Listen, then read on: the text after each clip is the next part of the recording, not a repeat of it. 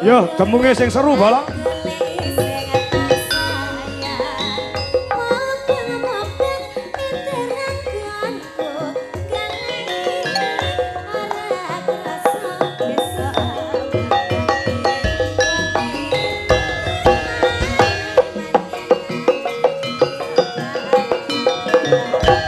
Kedua garang Samboyo go.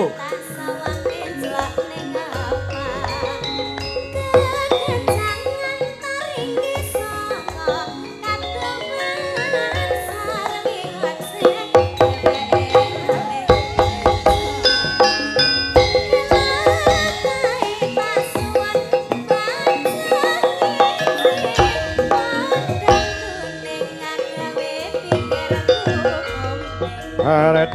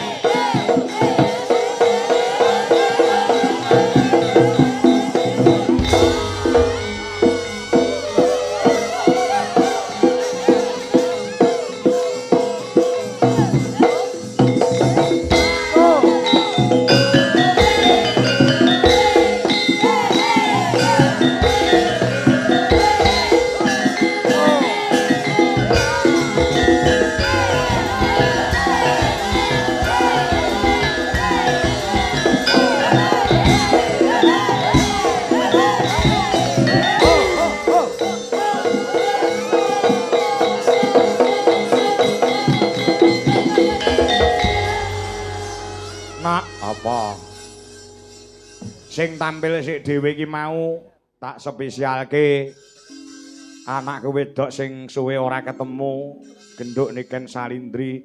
Sebabe apa? Merga nuwun sewu yung ora sah dadak tutup-tutupan gengsi-gengsinan ego-egonan. Ngopo? Aku ya lagek bengi iki ing atase ditanggap karo piyayi. Ket sore mau urung pethuk karo sing di omah nembe ning panggung ki mau aku lagi tepung lawan panjenengane Bapak Suhadi saha Ibu Atik Rosliani SPD.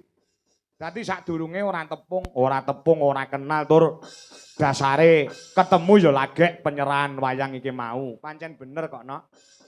Dadi awake dhewe bengi iki kuwi asline melu manajemene anak wedok Niken Salindri. Oh, ngono iya. Dadi ora usah dadak. Oh, tenan. Mongko Niken Salindri iki apa jenenge iki wis ngerti dhewe to, Nok? Nek jenenge wis ngebeki jagat. Oh, ngono. Karo dalang sapa-sapa we kenal kabeh paribasane. Oh, ngono. Lah, kapenujan panjenengane Pak Suhadi saha Ibu Atik kuwi fanatik menang anak wedok si Niken Salindri. Oh, ngono. Mbak Niken, pokoke kula nanggap jenengan dalange ajeng jenengan paringi sapa-sapa gelem. Oh, ngono. Lah kebetulan anak wedok kuwi nek karo aku wis kaya bapak karo anak. Oh, ngono ya. Bekasane aku dibel karo ibune Niken. Oh, Mbak Wiwin, heeh. Pak, napa saged tanggal 12 Juni wayangan monten ing Laladan Babatan Kecamatan Pangkur Kabupaten Ngawi. Wis saged Mbak niki isih kosong. Oh ngono heeh. Pinten Pak? Dadi aku ki nyang-nyangan regoe karo Pak ora karo Pak Suhadi lho. Oh ngono heeh. Ya karo mboke Niken kuwi. Oh ya pun to Mbak. Mriku entene pinten? Oh ya nyatane alhamdulillah Nok bengi iki iso kasembadan iso kelakon. Oh ngono awake dhewe nderekke anak wedok. Wah, mongko pemarep golek dalang sing nom-nom, sing cakrak-cakrak, sing ganteng-ganteng ya akeh. Ngopo kok golek dalang kok wis tuwek? Oh, ngono. Ya bot-bote ana hubungane bapak karo anak kuwi mau mergo Niken Salindri iki ket cilik mbiyen ket SD wis kulino sepanggung kelawan awake dhewe. Lah iya matur sembah nuwun. Anak wedok matur sembah nuwun menjenengan Pak Suhadi. Ya heeh. So Ibu Atik Rosliani. Oh, ngono asma kinarya japa Pak Suhadi. Heeh. Ngono ya ya heeh. Nadyanto aku nembe sak klebatan pinanggih ketemu kelawan jenenge Pak Suhadi nitik saka jenenge wis terbukti nduk. Oh, Suhadi. Su ki tegese sugiye ora dienggo dhewe ning sugiye kanggo masyarakat terbukti pada malam hari ini gelar wayang kulit dalang anom Dwi Jokangko dan Niken Salindri iso ngrawuhne warga masyarakat ana ing Babatan. Mula tepuk tangan buat Pak Suhadi sak keluarga. Kaya ngono ya ya heeh. Su ki tegese sugiye ora dienggo dhewe, ora dienggo dhewe. Dinggo nyenengke kelawan tangga teparo, dinggo nyenengke kelawan para kabeh pendemen budaya. Dasare duwe gawe ngunduh manten telung bengi tontonan ramandhek. Oh ngono Wingi kae campur sari. Oh ngono Mau bengi ya campur sari, bengi iki minangka puncak acara wayangan. Oh ngono Selain gawe senenge wong liya utawa dana rasa, lawan kabeh para warga masyarakat juga berbagi rejeki. Oh ngono Aku mau ketemu karo panitia. Panitia Pak Kangko saestu Pak niki wah sing dodol niku kuwatah. Lah iki berarti panjenengane Pak Suhadi juga menghidupkan UMKM. Nyatane sing dodol ya pirang-pirang, tur racake ya kerejeken kabeh. Oh, ngono ya iya. Luar biasa, sing dodol ya melu laris. Aku pumpung arang-arang sowan ning nggon Pangkur, daerah Pangkur no. Oh ngono Iki jane rahasia, ning gandeng aku tresno karo wong kene. Iki tak tokne rahasiane. Ngopo? Perkara wong dodol supaya dagangan cepet entek. Kuwi asine aku duwe ilmune. Nyatane aku dadi dalang ya alhamdulillah ra patek iso leren. Oh, ngono Ana ilmune nggo dodol apa wae supaya dagangane cepet entek, cepet laris. Ana posone utawa tirakate diposoni 7 Senin, 7 Kemis ora entuk pedhot. Dodol apa wae bakale cepet entek dagangane. Heeh. Nalika ngeler dagangan apa wae, kuwi gedhog lemah ping 3, maca bismillahirrahmanirrahim ping 3. Wekasane kuwi diwacane surat Al-Fatihah ping 3, wekasane maca mantra Jawa, Semar dasar gareng eneng Petruk celuk-celuk, sing dodol Sri Kandi sing nukoni Janaka. Kuwi anggere kulakane 1000 lek ngedol 500-an, cepet entek dagangane. Wah, lah kuwi ngejak kere nek kuwi. Banyolane ngono, Nduk. Wah, ngono. Ya. Perkara rezeki ki enek sing natur, wis enek sing nata. Heeh. Ora beda penjane Pak Suhadi. Dulu juga pernah panjenengane iki rekoso no. Oh, pernah rekoso. Iya. Nek ora kleru tahun 2018 2019. Oh, ngono iya. Panjenengan yo pernah rekoso. Mula gandeng mulai tahun 2021 nganti sakyahene diwenehi rejeki saka Gusti Allah sing turah-turah mblawah sing kaya ngene iki ngiras pantes syukuran kangge srana nyenengke wong pirang-pirang dalam rangka ngunduh temanten. Oh, ngono kowe kok ngerti panjenengane Pak Suhadi mbiyen yo tau rekoso. Ngerti, aku mau sore jagongan karo Pak Marsis mantan lurah Babatan. Aku diceritani beliaunya iki pancen yo piyayi sing tanggung jawab, piyayi sing cokat cakut rengginas trampil, ya ora kendho ning kenceng semangate. Wah, ngono ya. Wah, luar biasa ya, luar biasa kena nggih contoh. Ya jal wayangan kaya ngene entek pirang atus yuta no. Oh, ngono iya. Urung ndek ingi campur sari, nggih nginane ya campur sari. Ya. Dadi su ki digawe sugihe ora dinggo dhewe, ning sugihe kanggo sono nyenengke wong pirang-pirang. Pedomane Pak Suhadi. Kuwi apik-apike wong kuwi nek uripe bisa piguna tumrap bebrayan agung utawa piguna tumrap wong akeh. Oh, ngono Bekasane tegese ha kuwi apa? Harapannya ditumpukan kepada Mas Rema Sefri Faturosi. Oh, ngono iya heeh. Harapan kedepannya kuwi ditumpukan kepada Mas Rema minangka dadi putra penjane Pak Suhadi sapa Ibu Atik Rusliani. Oh, ngono iya heeh. Di iki tegese apa? Di tegese dina iki minangka bukti bahwasannya penjenengane Pak Suhadi saha Bu Atik tresna kelawan putrane ditanggapke wayang Kang Sarta, ditanggapke campur sari sing tanpa leren paribasane. Wah, iya. Suhadi iki tegese kuwi. Heeh. Nek Atik iki tegese apa? Atik iki bojone Pak Suhadi. Wis ta.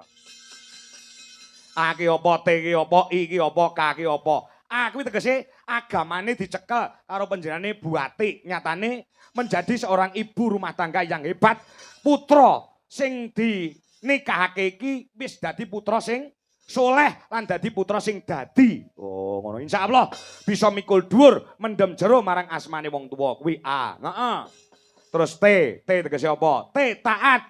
Taat aturane agama, taat marang aturane Pak Suhadi selaku dadi kepala rumah tangga. Oh, ngono I kuwi tegese I insyaallah bakal barokah, bisa slamet dunyane, slamet akhirate. Amin ya rabbal alamin. Sing kare dhewe K kuwi tegese apa? Kudu komplit. K kuwi tegese keluarga yang diutamakan. Bagaimanapun juga panjenengane yo ngasta dadi pegawe wong nyatane SPD ning keluarga yang diutamakan gula wentah marang putrane Mas Rema Sefri Faturosi Kang Sarta lumadi kelawan penjane Pak Suhadi nyatane dadi sugih mbrewu kaya ngene iki. Wo, ngono Suhadi iki tegese kuwi, Atik iki tegese kuwi. Aku ndek iki ning Boyolali ya ngono. Jenenge sing nanggap ki tak werdekne apike. Lek ra dalang cerdas angel lho nduk ngene iki. Ya. Saking senenge sing di omah jenenge tak jlentrehke tak tegeske. Kuwi limbukan iki munggah panggung nyawer aku 2 juta. Kuwi ning Boyolali ning kene mbuh. Lah iya. Ngono lah ya. Ya. Ngesake dawuh nek perkara dhuwit aja kuwatir. Paribasane duwite Pak Suhadi ki ora enek nomor serine tegese duwite pirang-pirang. Upil apa nanggap Niken Salindri? Upil apa nanggap Dwija Laras Indonesia? Ya. Ngono ya, mula didongake. Temanten sekalian, ya Mas Rema Sefri Faturozi, ya. sing wis jauh kelawan Mbak Yulia Rizka Dwi Atmawati putra saka panjenengane Bapak Dr. Andes Sumarji so Ibu daerah Hajah Sri Supraptini ya heeh sing lenggahe ana